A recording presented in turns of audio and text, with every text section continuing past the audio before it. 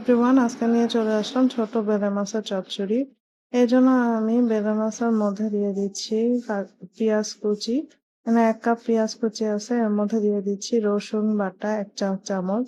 তারপর দিয়ে দিচ্ছি হলুদের গুঁড়া 1 চা চামচ, দিয়ে দিচ্ছি মরিচের গুঁড়া 1.5 চা চামচ। তারপর দিয়ে দিচ্ছি পরিমাণ মতো লবণ। একটা বড় সাইজের টমেটোকে আমি কুচি করে নিয়েছি, এটা দিয়ে দিচ্ছি। তারপর দিয়ে দিচ্ছি 7-8টা কাঁচামরিচ ফালি, দিয়ে এর মধ্যে দিয়ে দিচ্ছি তেল। এখানে 3 টেবিল চামচ মতো তেল আছে। তারপর এটা দিয়ে ভালো মতো মিক্সড করে মেখে নিব।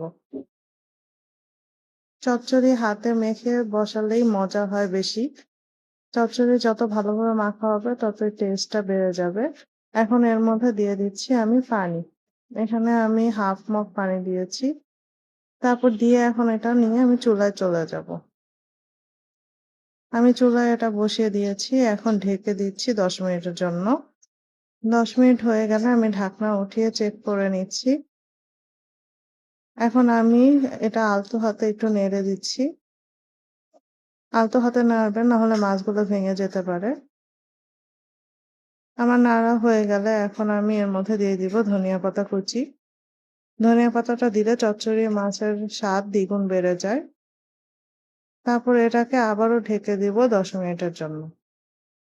10 মিনিট হয়ে গিয়েছে, আমার চচ্চড়ি মাছ রেডি।